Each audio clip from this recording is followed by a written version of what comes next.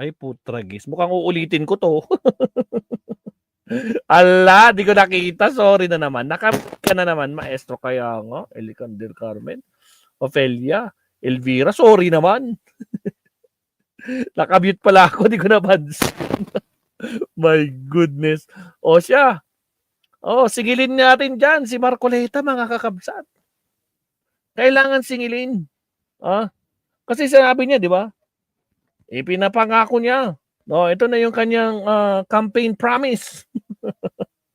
Lahat ng kumukonsumo. Teka, hanapin nga natin yun saglit. Dali lang Senator Risa. Marcoleta. Marcoleta 2,000 libre kuryente. Tingnan natin. Tingnan natin. Kung masabing lalabas to sigurado. Marcoleta libre kuryente. Ito na. Konsumo ng 2,000 pesos na kuryente pababa. Ilibre na po natin. Yung! Yung mga kumukonsumo ng kuryente ng 2,000 pa ba, ilibre na natin. Libre pala kami. Isa pa, ito pa, meron pa. Po natin yung mga ayuda na yan. Yun pong Teka lang. nanalo po ang PDP laban, alisin po natin yung mga ayuda na yan. Yun pong kumukonsumo ng kuryente, 2,000 isang buwan pababa. Pwede na po nating ilibre yun. Woohoo! Kalakpakan, Marcoleta. Pwede nating ilibre ang 2,000. Isa pa. Putagis, ang daming sources, 1,000 isang buwan pababa. Pwede na po nating ilibre yun. Kapag ginawa natin yung 2,000 pesos worth of electricity consumed in 1 month pababa, ang maseservisyohan natin no less than 27 million. Ay, wow! 27 million na mga mamayan ng Pilipinas maseserbisyuhan ng libreng 2,000 na kuryente buwan-buwan. Ay, grabe ka talaga, Marcoleta. Filipinos. Pareho. Ano yun? Ano po yun? Ma'am, bali sa Meralco po, ito po yung bills niyo for this month, ma'am. Sikon to, Magbayad pala, ma'am, para ano po, iwas putol po tayo, ma'am. Si Tiger 99 to, Kuya, wala pa naman po palang 2K to eh. Huh? Ano? Wala pang 2K. Opo, Sa inyo na po ulit. bakit, ma'am? Sabi kasi ni Marcoleta, pag walang 2K, libre na daw. Ay, hindi ko namin inaanin, ma'am, kasi sa Meralco kami. Hindi. Singilin mo yan kay Marcoleta. Calling the attention of Marcoleta, Meralco, and other electric companies starting July 22. Anong July? December na. Starting July, electric bills amounting 2,000 and below idiretso na yan sa office ni Marcoleta. Siya na daw bahala magbayad. For your information, thank you. Senator Risa, meron na tayong solusyon sa problema na tumataas na kuryente. Ito na ang solusyon, Madam Risa. No? Tragis. Anak ng kamoting kanto. Marcoleta, mga kamsat, no? Nako po. Kaya, nako po, mag-ingat-ingat tayo, mabsat, no? Marami talagang mga budol dyan. Bakit Risa Marcoleta to? Risa Hontiveros, sorry naman. Hontiveros. Ayan, balik tayo kay Senator Risa. Paano mapapababa yung mga kuryenteng yan? Nako po, syempre, nako po. Senator Risa, ibigay natin kay Marcoleta siya magbayad. Isa pa, take 2. Issue ng presyo ng kuryente. Bakit hanggang ngayon ay bigo? Okay, go. Issue ng presyo ng kuryente. Bakit hanggang ngayon ay bigo ang pamahalaan na mapababa ang presyo ng kuryente?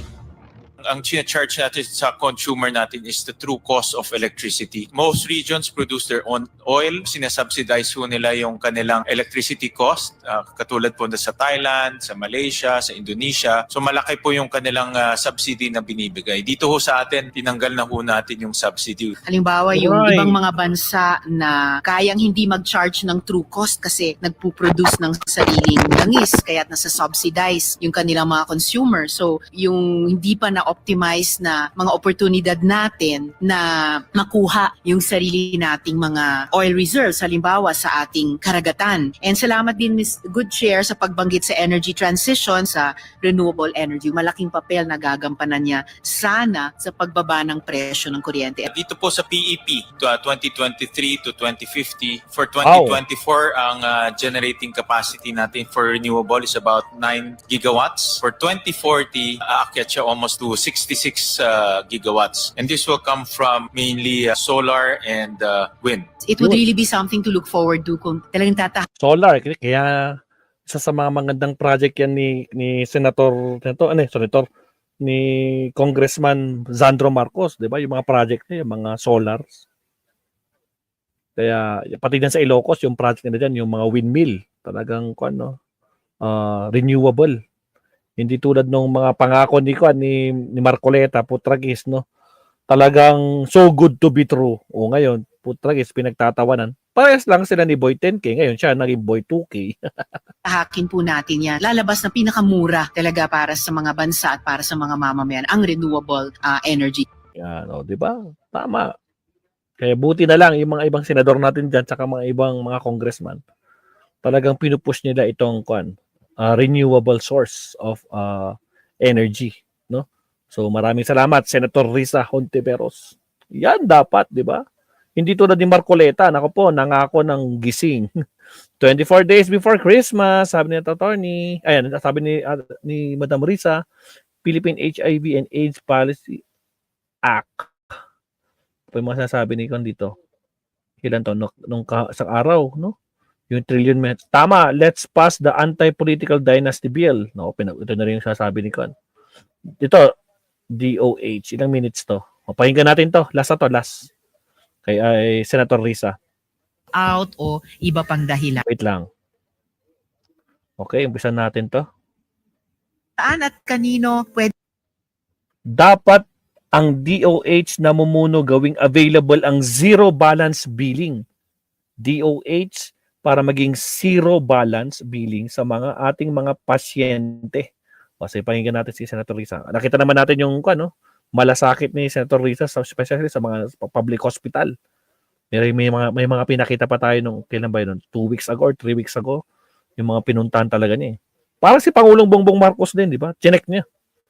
ding magsumbong ang mga pasyenteng hindi na cover ng ZBB dahil man sa limitadong bed capacity, stock out o iba pang dahilan. Ang sumbungan po is sa 888, the presidential hotline. Zero balance billing. Pwede po bang i-clarify ano eksakto ang covered sa ilalim ng ZBB? The zero balance billing will be applied to anyone who is accommodated in a basic or ward and in a DOH hospital. Yun lang ang conditions. Tama, DOH hospitals, mga public hospitals. They will really cover everything. Bakit walang ZBB sa lahat ng ospital? Gayong may tinakdang ratio sa UHC law for basic or ward na accommodations, 90-70-10 for public, specialty at saka private hospitals. At gaya ng napaulat, ano ang plano ng DOH para sa mga probinsyang walang DOH retained hospitals? What we did was the subcommittee recommended additional funding for zero balance billing in LGU hospitals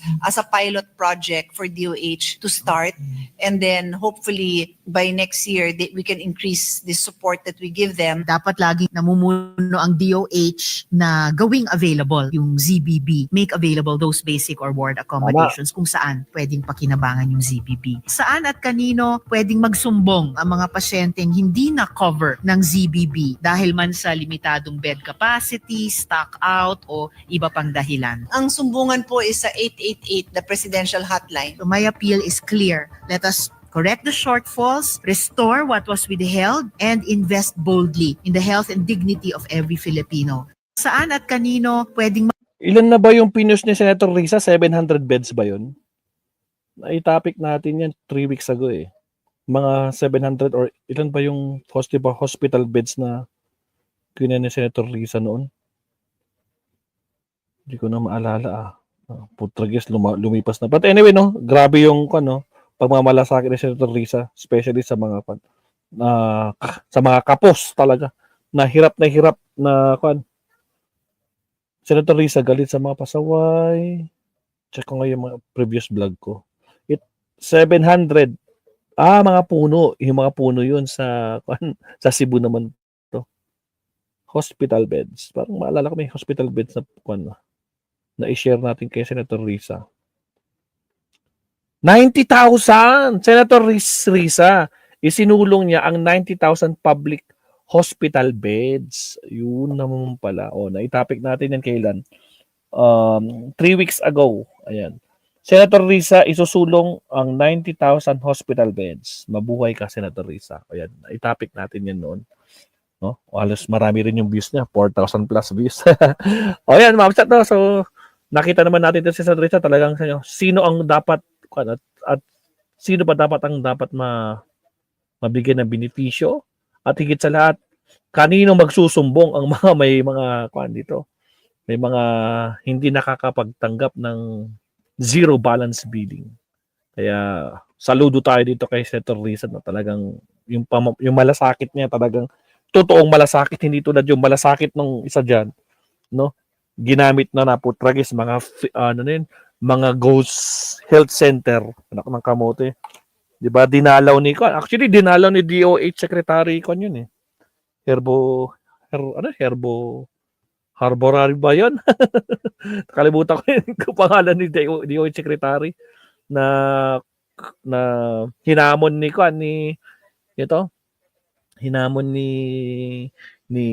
Cayetano. Pag nagawa daw niya in 2 weeks, pag-resignin niya itong DOH secretary na to. Anak talaga. Dapat sinabi niya, what if hindi mo nagawa? Ikaw ang mag-resign bilang senador. Dapat ganun yung deal, no? Para talaga tingnan nga natin. Siya, Wabsat, ang oras na. It's already 10:30. Wabsat, maraming salamat po. Nakalimang topics tayo for tonight. Wow.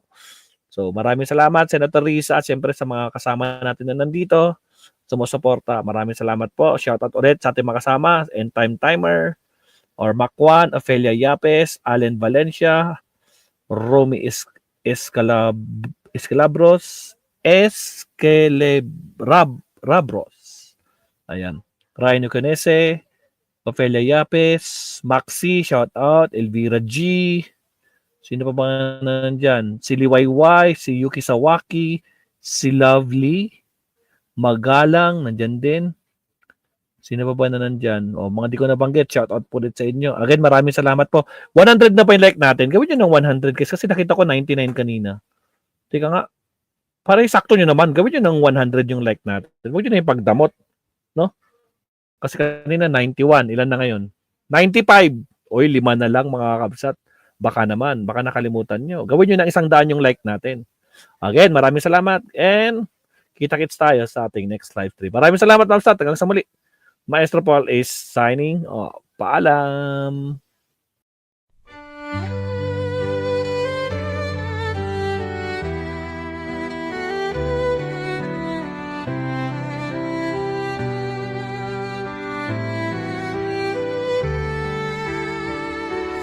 Bawat hakbang, tinig ang iyong daan. Sa sariling bayan, ika'y hinusgahan. Ika'y siniraan ng ganit sa kapangyarihan. Agilang nagnakaw ng pera ng taong bayan. Pinapasan mong lahat ng dusa. Matatag ka, hindi gaya ng iba. Ngunit kahit sugatan, kahit lumuluha, iniisip mo pa din kapakanan ng iba. Bongbong, hindi ka kailanman iiwan.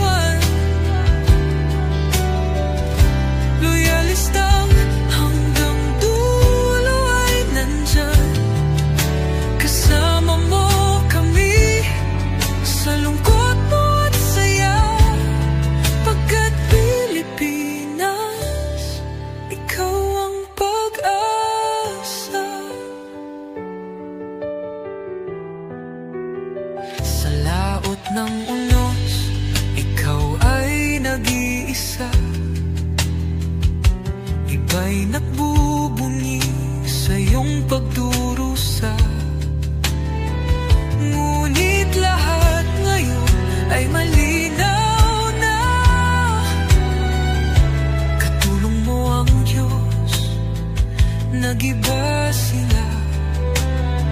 Ipinaglaban mo ang lahing sinumpaan. Nagkalat peking balita sa mamayan.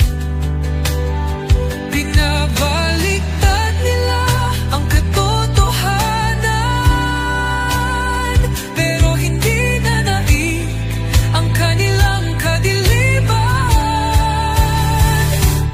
Bongbong, hindi ka kailanman iiwan.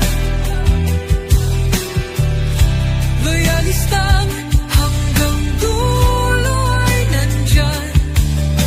Kasama mo kami sa lungkot mo at saya. Pagkat Pilipinas, ikaw ang pag-asa. Ikinuhit ng kasaysayan ng pangalan mo, dalisay. Ngunit bakit tila nais kang burahin at si Apolacay? Sa iyong mga mata, may luha ng matinding pagdurusa.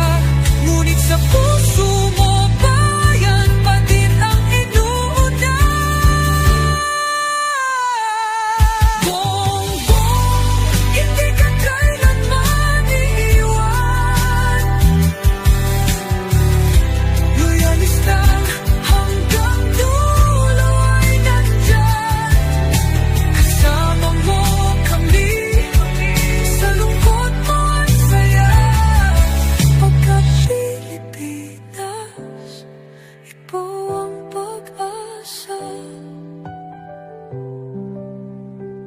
Bawat hakbang, tinik ang iyong daan.